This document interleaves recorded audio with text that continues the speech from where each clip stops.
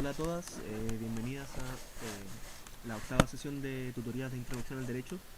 Esta vez es una tutoría virtual que está hecha para quienes no pudieron asistir a la sesión octava, que fue la que hicimos el viernes pasado, ya sea por algún motivo u otro, algunos más atendibles que otros, pero ciertamente todas no pudieron ir. Entonces, bueno, la idea de hoy es que revisemos lo que vimos ese mismo día.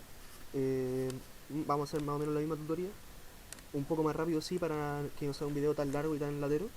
Así que por si voy muy rápido, por si algunas cosas no se entienden, siéntanse con completa libertad de preguntarme después por correo, por donde sea, las dudas que hayan tenido para que después lo aclaré. Hoy día vamos a ver a Herbert Hart, un autor muy importante de la teoría general del derecho, un autor muy importante en Introducción al Derecho 1 y que muy probablemente va a ser preguntado en muchas pruebas y exámenes con ciertos profesores. Con los que no, de todas formas, es importante conocer a Hart por un tema de cultura jurídica general y porque es uno de los autores más importantes que se preguntó por qué es el derecho. ¿Ya? Bueno, básicamente la tutoría de hoy no se va a tratar de un examen exhaustivo de la teoría de Hart, sino simplemente hablar un poco sobre, en lo general, en lo principal, qué hablaba Hart, cuáles son sus principales planteamientos en cuanto al derecho. Y la idea es que a partir de estos conocimientos previos, generales y principales sobre Hart, ustedes al momento de estudiarlo para sus pruebas, para su examen, vayan buscando en su misma lectura del concepto de derecho, que es su principal libro, los puntos que tienen que ver con lo que vamos a ver hoy día. Que como les dije, son las ideas matrices. Eh, bueno, empecemos. Antes de ver a Hart, hay que hacer unos alcances preliminares eh, para que se entienda bien lo que vamos a ver hoy día.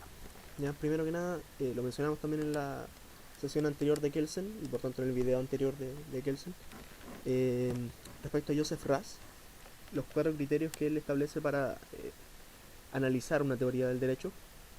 Lo explico de nuevo por si alguien no vio el anterior, que también puede ser, para alguien que haya faltado solo a Hart y no a Kelsen.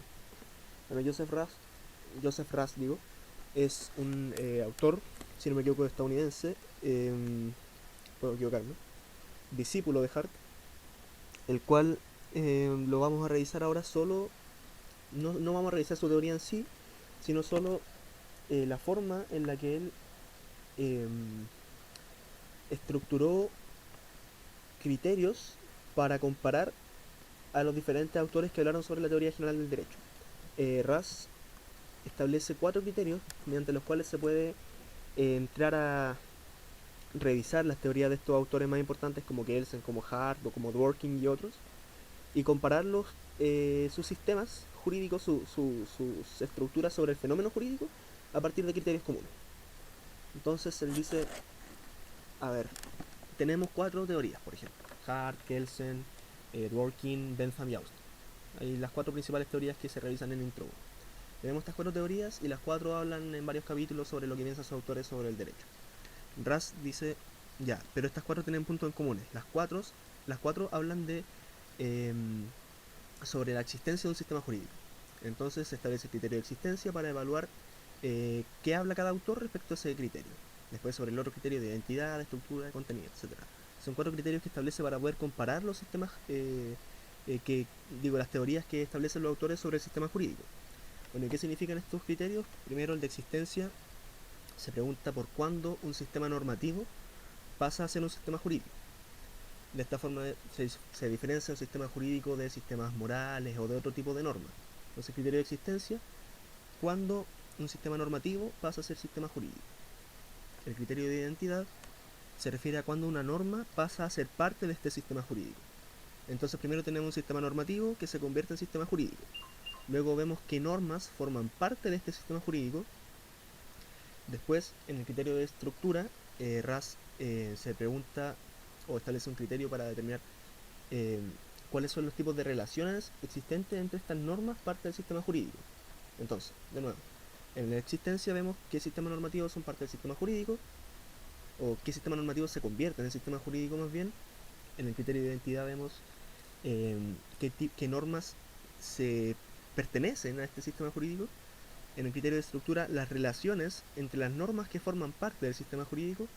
Y finalmente el criterio de contenido es aquel que se pregunta por eh, si es necesario que el sistema jurídico anterior que existe, que tiene normas que se relacionan entre ellas, si es necesario que este sistema jurídico tenga o no un contenido, y qué contenido debería tener en caso de que sea necesario. Esto es una especie de resumen de Kelsen, que lo vamos a obviar esta vez por un tema de tiempo. El Kelsen está en el otro video para que lo revisen después.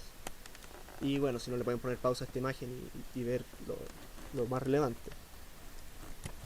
Ahora bien, un contenido previo que es importante para analizar a Hart es la teoría imperativa del derecho, desarrollada principalmente por dos autores que son Jeremy Bentham, a quien conocerán por sus clases de filosofía moral, y John Austin, los cuales están separados por varios siglos. No es que los dos se hayan juntado a armar una teoría imperativa del derecho, sino simplemente son dos autores con siglos de diferencia que postularon, eh, digamos, una teoría similar, y la cual por la doctrina luego fue agrupado como una sola teoría. En ese sentido, Austin es como eh, una especie de discípulo de Bentham que postula algo similar, pero más evolucionado, siglos después.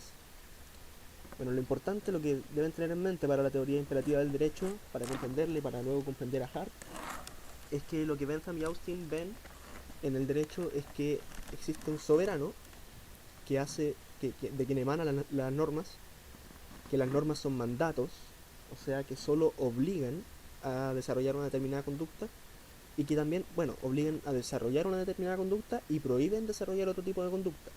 Pero en el fondo la norma siempre para ellos es un mandato el cual te obliga a hacer o no hacer una cosa. Entonces, de nuevo, el soberano es de quien emana la norma siempre es un mandato que obliga o prohíbe, y el súbdito es quien lo cumple. ¿Y por qué lo cumple? Porque tiene un hábito de obediencia hacia el soberano. ¿Ya? Bueno, para Bentham y Austin lo más importante entonces es que existe un mandato que obliga o que prohíbe realizar ciertas acciones, cuál es una norma primaria. Y la norma secundaria de Bentham y Austin es la sanción. La sanción siempre es muy relevante en su sistema porque el súbdito que no obedece la norma, el mandato que emana del soberano, siempre va a ser castigado. ¿Y por qué cumplir la norma? Por temor a ese castigo, a esa sanción. Entonces la sanción es algo muy crucial en la teoría imperativa del derecho. Eh, Ahora sí, pasemos a ver a Hart. Bueno, eh, Hart es un reconstructor del positivismo post Segunda Guerra Mundial. Como en alguna tutoría vimos, después de la Segunda Guerra Mundial el positivismo, digamos, se dio de baja en cierto sentido, porque en la Segunda Guerra Mundial los horrores del Holocausto estaban permitidos por la ley. Entonces un positivista extremo, o un positivista ultrón, diría, si está en la ley, entonces es justo de por sí.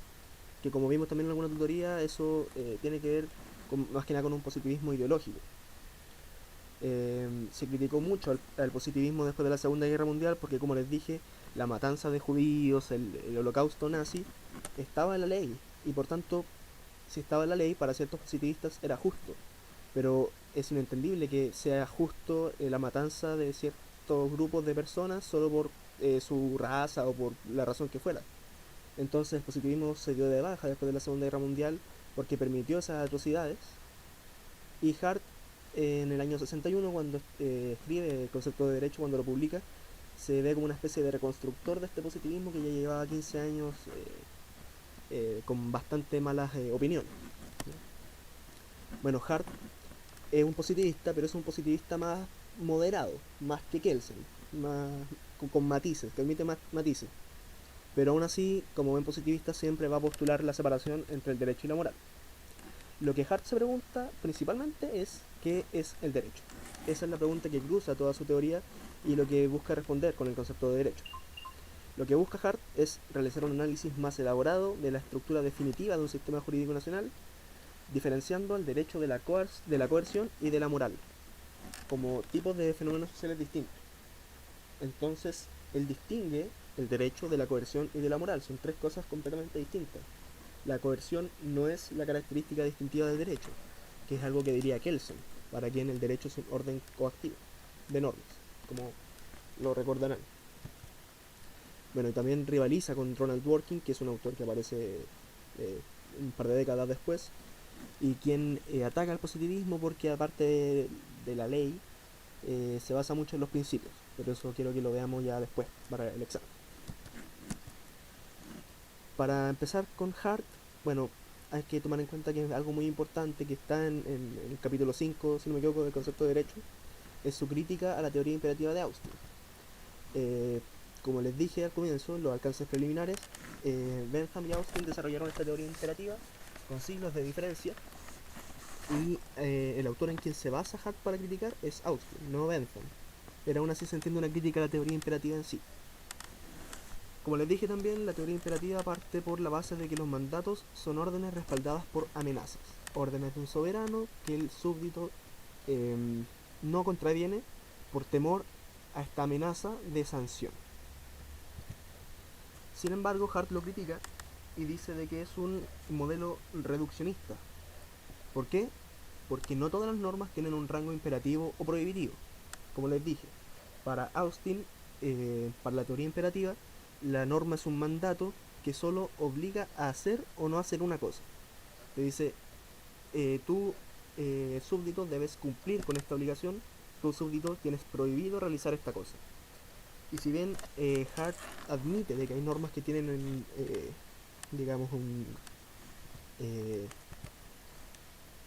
que son imperativas o prohibitivas, también hay otros tipos de normas que se alejan de este modelo reduccionista y que no son imperativas o prohibitivas de por sí. ¿Cuáles? Las leyes penales, las normas que confieren potestades y las normas originadas en la costumbre. Y una breve explicación, por ejemplo, normas que confieren potestades son, por ejemplo, eh, las que establecen la forma de constituir una situación jurídica. Entonces, por ejemplo, tenemos el Código Civil que establece el matrimonio. El matrimonio es un contrato entre dos personas que bla bla bla bla bla. Cuando el Código Civil en una norma establece qué es el matrimonio y cómo se forma, lo único que está haciendo es establecer la forma en que se origina una situación jurídica, en que dos personas contratan y pasan a ser cónyuges. No tiene ninguna obligación, nadie está obligado a contraer matrimonio y tampoco nadie tiene prohibido contraer matrimonio. Es solo una norma que confiere una potestad, una facultad de dos personas que pueden unirse en matrimonio. Asimismo, las leyes penales tampoco tienen un rango imperativo o prohibitivo. Esto es un poco más difícil de entender, porque, a ver, ya, cuanto a las leyes penales, primero hay que fijarse en la forma en que están redactadas las leyes penales. Si ustedes miran el Código Penal, se van a dar cuenta que la estructura de las normas que establece el código dicen: el que roba será castigado con tanto, el que estafa será castigado con tanto, el que viola será castigado con tanto. Establecen un comportamiento y en caso de cumplirse ese comportamiento, una sanción. ¿Qué es lo que dice Hart? Las leyes penales no son imperativas ni prohibitivas. No dicen tú estás obligado a robar, tú estás obligado a violar. Tampoco dice tú tienes prohibido violar, tú tienes prohibido robar. No establecen una obligación ni una prohibición de comportarse de esa forma, sino simplemente que el que se comporta de esa forma será sancionado. Entonces también se alejan de la lógica imperativa o prohibitiva de Austin. Bueno, entonces, en conclusión, ya que este modelo reduccionista decía que lo característico del derecho es la sanción, porque el súbdito obedece el mandato del soberano por temor a la sanción, eh, Hart dice no, la característica distintiva del derecho no es la sanción, sino la fusión de diferentes tipos de reglas. Después explicaremos eso. Ahora bien, vamos a pasar a evaluar los 4 criterios de Raz que enumeré al principio, para explicar en orden la teoría de Hart. El criterio de existencia, como recordarán, es aquel que se pregunta por cuándo un sistema normativo pasa a ser un sistema jurídico. En cuanto a eso, ¿cómo responde Hart a esa pregunta? Bueno, Hart establece primero que existen reglas primarias de obligación. ¿Cuáles son? Son aquellas que prescriben a los ciudadanos la realización de ciertos actos o la abstención de determinadas conductas. Entonces son reglas que te dicen debes hacer esto o no debes hacer esto, que es lo mismo que postula Austin y Bentham. Son reglas que imponen obligaciones y llevan aparejadas sanciones. Hasta acá lo mismo que Bentham y Austin.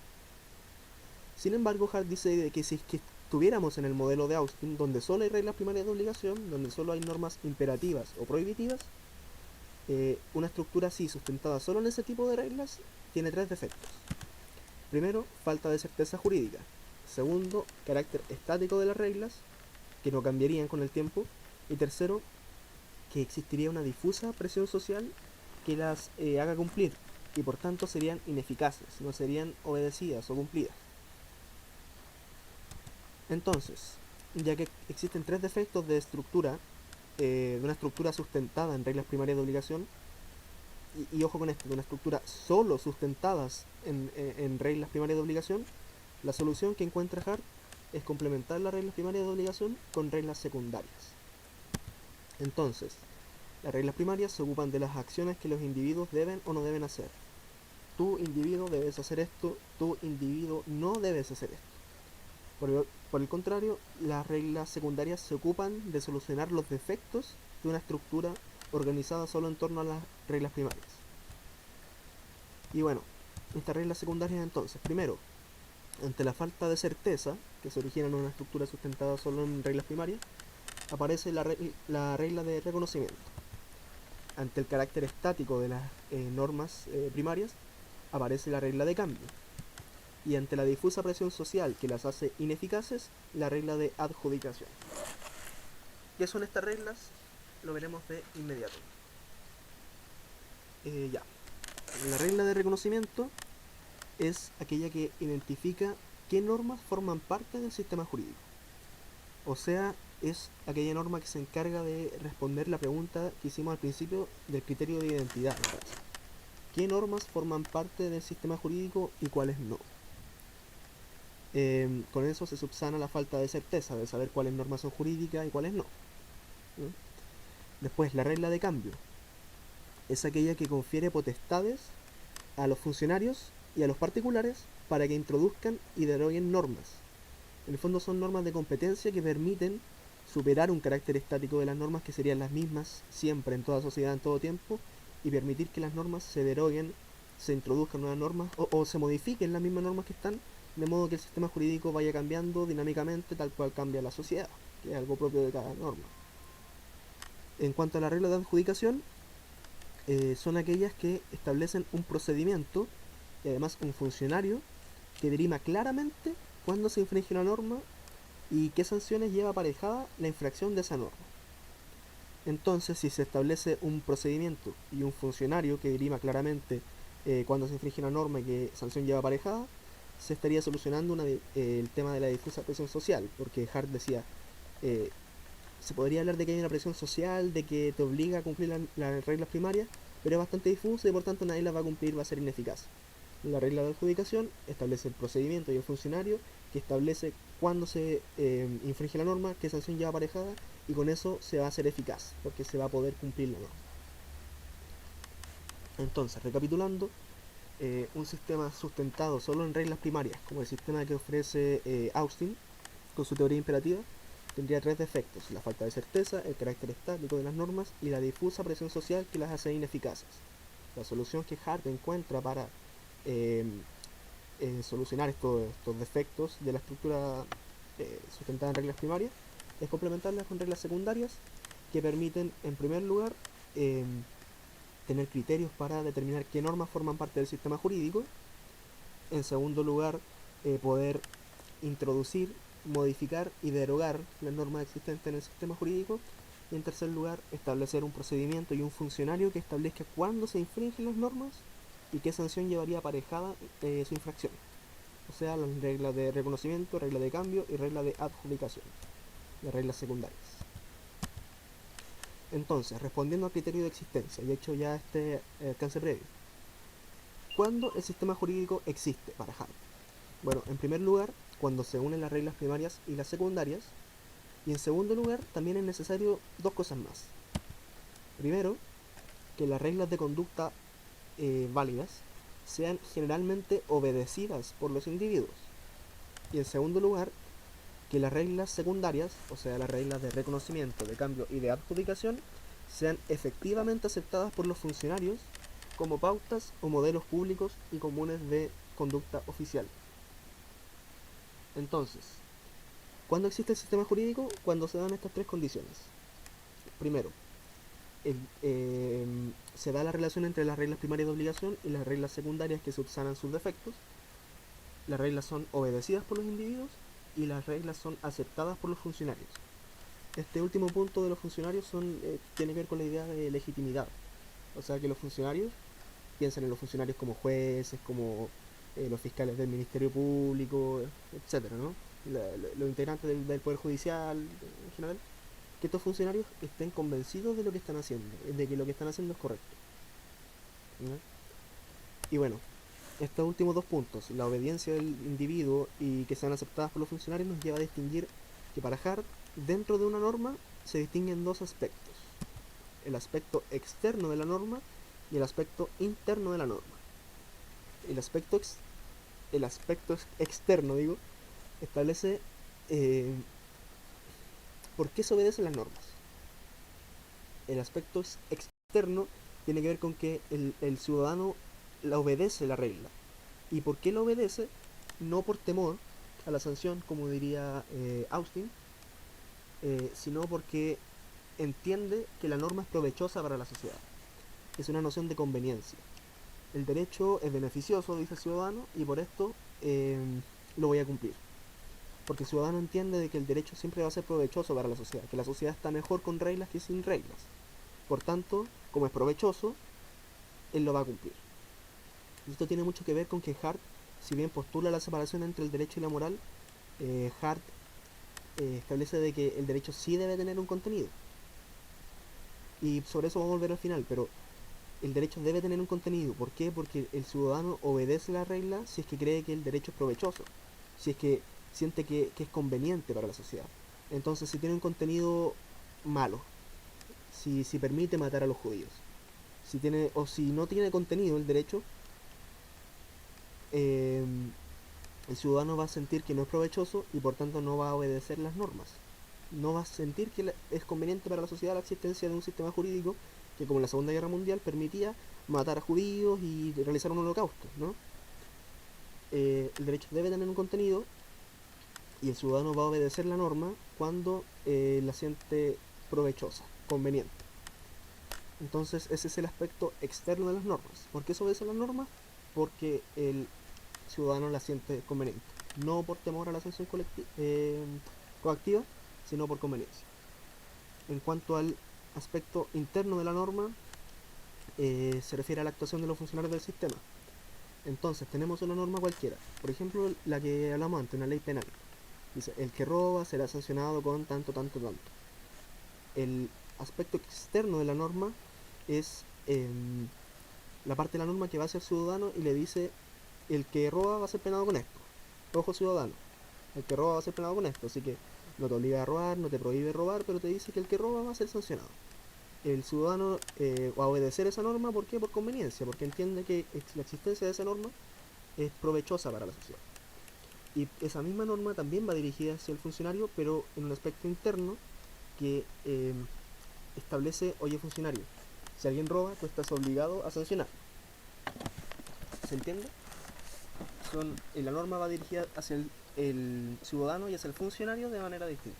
Y por eso se distingue también el aspecto externo de obediencia y el interno de aceptación de parte del funcionario de una misma norma. Además, Hart establece una distinción entre verse obligado y tener una obligación, así como distingue un hábito de una norma. Eh, a ver, tener una obligación es sentirse obligado no por temor, sino por conveniencia, que es un poco de lo que ya vimos. En cambio, verse obligado es el típico caso en el que viene un ladrón, te apunta con una pistola en la cabeza y te dice, dame todo tu dinero. Uno que hace, le da su dinero al ladrón, pero no porque uno sienta que tenga una obligación para con él. No es porque uno sienta que darle tu dinero es parte de tu obligación como ciudadano y que eso es provechoso y conveniente, sino simplemente porque las circunstancias tales de tener una pistola en la cabeza te obligan a desarrollar determinada conducta. Verse obligado es tener una obligación de esa forma. Llega el ladrón, te apunta en la cabeza y uno está obligado a actuar de esa forma, aunque no lo crea provechoso. Tener una obligación es estar convencido de la conveniencia de esa actuación y por tanto cumplir con su obligación, ¿ya? Entonces el aspecto externo de las normas tiene que ver con tener una obligación, no con verse obligado. Por otra parte, en cuanto al hábito y la norma, bueno, un hábito para Hart es una mera conducta que converge de hecho, no tiene un respaldo por la fuerza. En cambio, la norma es una conducta que si no se cumple es susceptible de crítica y de reproche, o sea, de sanción. Ahora bien, eso en cuanto al criterio de existencia. Resumen del criterio de existencia: ¿cuándo existe el sistema jurídico? Cuando se unen las reglas primarias y secundarias, cuando son efectivamente obedecidas por los ciudadanos y cuando son aceptadas por el funcionario. Ahora bien, en cuanto al criterio de identidad, recordemos que el criterio de identidad es aquel que se pregunta por cuándo una norma pasa a ser parte de este sistema jurídico, que ya existe por el criterio de existencia, cuándo pasa a ser parte de él. ¿Ya? Bueno, en cuanto a la validez de una norma, entonces Hart dice: la norma es parte del sistema jurídico dependiendo de la regla de reconocimiento, que es una de las tres reglas secundarias, ¿verdad? Como les había dicho, la regla de reconocimiento se hace cargo del criterio de identidad y dice cuál norma forma parte del sistema jurídico y cuál no. Entonces tiene dos funciones la regla de reconocimiento. Primero, subsana la falta de certeza que tendrían una estructura sustentada solo en normas primarias. ¿Por qué? Porque en una estructura sustentada solo en normas primarias no se sabría qué normas pertenecen y cuáles no al sistema jurídico.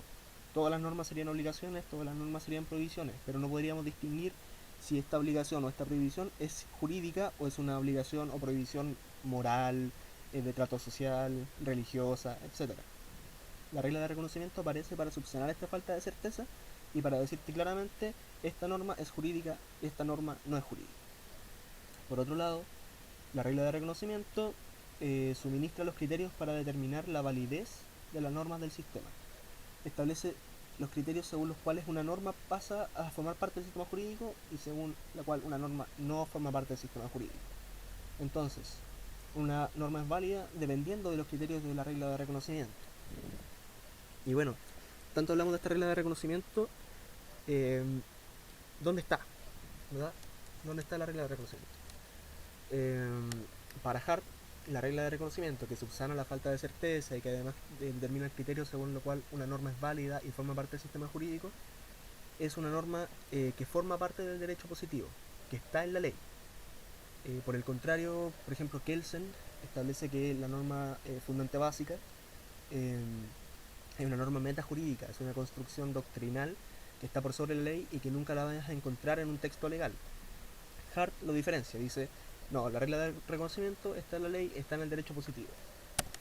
Y por ejemplo, la regla de reconocimiento está en la Constitución, está en la legislatura, está en los precedentes judiciales. ¿Cómo se explica esto? Por ejemplo, si tomamos la Constitución, si la revisan, se van a dar cuenta que existen normas que establecen cómo se forma la ley, qué materias son materia de ley y cuáles no. Entonces, establece la Constitución. Según Hart, podría mostrar, y lo hace de hecho en Chile, en nuestra Constitución, cuando una norma forma parte del sistema jurídico, cuando es ley, y el procedimiento según la cual es válida y por tanto pertenece. Ya. Asimismo, reglas de reconocimiento distintas pueden estar en la legislatura o en los precedentes judiciales. Espero que se haya entendido. Bueno, si no lo entienden, cualquier duda me pueden preguntar y yo ningún problema en explicarlo con más detención, que como lo he hecho por video. Pausa. Ahora necesito que los que han estado viendo este video comenten en el mismo video acá en YouTube, o si no tienen cuenta, que me comenten por Facebook que lo vieron. ¿Ya? Los que estén viendo hasta ahora, hasta esta parte, solo ustedes van a saber que les pedí esto. Así que ahí me voy a dar cuenta quién lo vio y quién no. Si lo están viendo, comenten, yo tanto lo vi. ¿Ya? Solo para saber quiénes lo vieron y poner los asistentes en la sesión. ¿Vale? Ahora sigamos. Criterio de estructura. El criterio de estructura es aquel que se preocupa de cuáles son las relaciones existentes entre las normas que forman parte del sistema jurídico. Entonces tenemos un criterio de existencia que dice qué sistemas normativos son sistemas jurídicos y cuáles no. Después un criterio de identidad que dice qué normas pertenecen a este sistema jurídico. Y ya un criterio de estructura que dice, ya, estas normas que pertenecen al sistema jurídico, cómo se relacionan entre ellas. La respuesta en Hart es simple y viene dado de lo que ya vimos anteriormente. La relación que se da entre las normas del sistema jurídico son una simple unión entre las reglas primarias de obligación y las reglas secundarias, de reconocimiento, de cambio, de adjudicación. Cuando se unen estas reglas primarias y estas reglas secundarias, se forma el sistema jurídico. Y esa es la estructura de las normas que existen. Es una simple unión de las reglas primarias y las reglas secundarias. Por último, en cuanto al criterio de contenido, como les dije antes, Hart es un positivista moderado que acepta matices y que acepta que todo sistema jurídico debe tener contenido. ¿Y cuál es ese contenido? El contenido es solucionar diferentes problemas. 5 en total. Esto lo pueden encontrar en el capítulo 9 del concepto de derecho, las palabras del propio autor. Pero en resumen, todo sistema jurídico debe solucionar los siguientes problemas. Primero, la vulnerabilidad humana. Segundo, la igualdad aproximada. Tercero, el altruismo limitado. Cuarto, los recursos limitados. Y quinto, el tema de las sanciones. Entonces, ¿qué dice Hart? Hart dice, todo sistema jurídico debe tener normas que, en primer lugar, prohíban el uso de la violencia, se hagan cargo del problema de que el ser humano es un ser vulnerable y por tanto prohíba que el ser humano haga uso de la violencia contra otro ser humano, que se prohíba la autotutela, el uso de la fuerza que no es la fuerza del Estado que impone coacción, sino la fuerza del ser humano contra otro ser humano. Ya, entonces en primer contenido, normas que prohíban el uso de la violencia. En segundo lugar, normas que creen una igualdad básica, o sea, que garanticen de que nadie va a ser dueño de otra persona, que al menos en un plano formal todos somos iguales. En tercer lugar, normas que limiten el uso de la agresión. En cuarto lugar, normas que promuevan recursos básicos de tal forma que todos tengan una igualdad material mínima. Entonces, en cuanto a la igualdad aproximada, hablábamos de una igualdad básica de nadie es dueño del otro, todos somos iguales.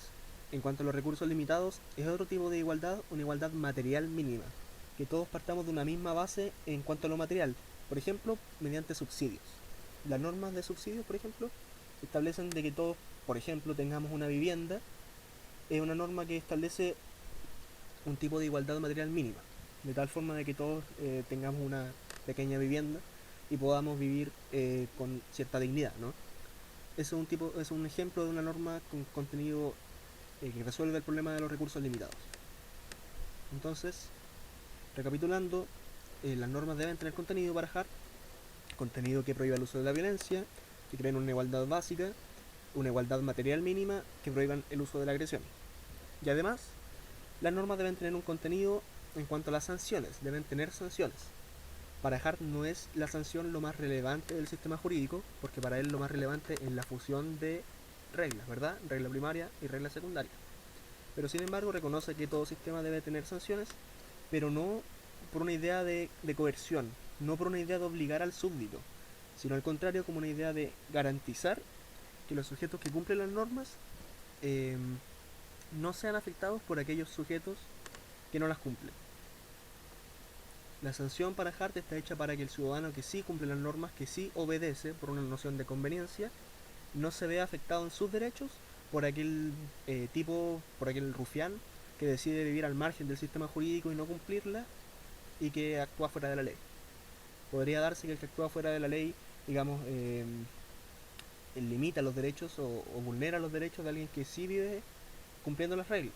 Entonces la norma debe asegurarse de tener una sanción de forma tal que aquel que no las cumple sea castigado y permita a aquel que sí las cumple no verse afectado. ¿Se entendió? Espero que sí. Bueno, eso sería todo en cuanto a Hart. Revisamos los 4 criterios. Criterio de existencia, que es la unión de reglas primarias y secundarias, más la aceptación del individuo, más la obediencia del funcionario. El criterio de identidad, el cual lo da la regla de reconocimiento, que subsana la falta de certeza y además establece los criterios para que una norma sea válida y forme parte del sistema jurídico. En cuanto a la estructura, que dijimos que era la unión de reglas primarias y secundarias, y en cuanto al contenido, que toda norma debe solucionar estos 5 problemas y lo que ello significa. Eso sería todo con respecto a Hart, al menos en su parte general. Ahora ustedes lo van a estudiar, lo van a leer y van a encontrarle diferentes cosas y van a ver la confirmación de lo de acá expuse. Bueno, espero que les haya servido. Cualquier duda, recuerden preguntarme sin ningún problema. Estoy abierto a resolver cualquier duda sobre Hart, sobre Gelsen o lo que sea, dentro de mis posibilidades. Y bueno, recuerden comentar quienes vieron el video, porque si no me llega el comentario de que lo vieron, no lo voy a poder poner asistente. Van a quedar ausentes como están hasta ahora. Así que eso, espero sus comentarios y espero que les haya servido. Que tengan un buen día y sería todo. Adiós.